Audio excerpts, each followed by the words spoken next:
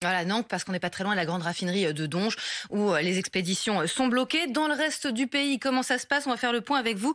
Fanny Fekscheider, c'est contrasté en fait, hein. Oui, exactement. Alors au niveau national, ça se corse évidemment, vous le disiez. On est aujourd'hui à peu près à 15%, un peu plus de 15% de stations en service à court d'au moins un carburant. Sur ces 10 000 stations françaises, c'est le double de la semaine dernière. On était à 8%. Et ce sont même 7,65% des stations qui sont complètement à sec en France actuellement.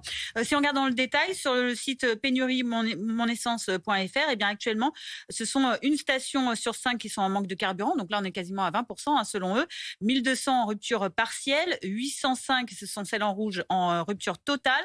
Localement, la situation reste critique, vous le disiez, surtout dans le nord-ouest, mais aussi toujours dans le sud-est de la France. On va voir que dans les Pays de la Loire, par exemple, actuellement, donc au niveau régional, 36% des stations manquent d'au moins un carburant. Et en particulier, donc dans Loire-Atlantique, on le voyait, hein, où c'est le département le plus touché actuellement, 58% des stations seraient en difficulté, donc 44 complètement à sec.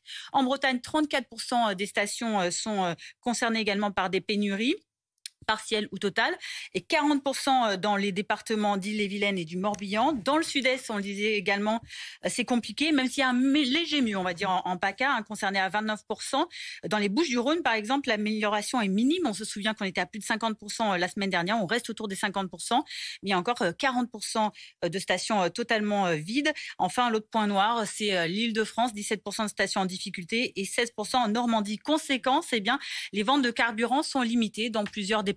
C'est le cas du Vaucluse, du Gard, du Var ou encore de l'Ariège. Alors pourquoi de telles différences, hein? Comment on en est arrivé là? Ça dépend quelle raffinerie, quel dépôt approvisionne votre département en fait. C'est ça, exactement. Alors sur les 200 dépôts pétroliers français, peu de perturbations selon l'UFIP, hein, le syndicat professionnel des entreprises pétrolières. 5 à 10 dépôts sont bloqués actuellement.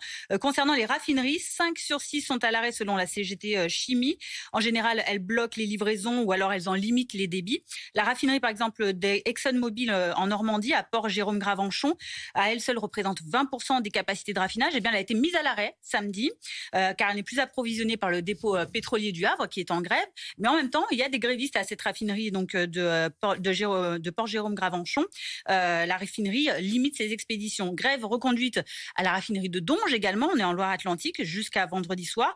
Et production minimum à Fos-sur-Mer dans les Bouches-du-Rhône. Alors, pour limiter tout ça, eh bien, le gouvernement a décidé certaines réquisitions. C'est le cas notamment au dépôt de Fos-sur-Mer, à la raffinerie de Donge ou encore à la raffinerie de Gonfreville-Orchet. Voilà, mais avec des résultats plus ou moins contrastés parce que les blocages peuvent reprendre juste après. Merci beaucoup Fanny.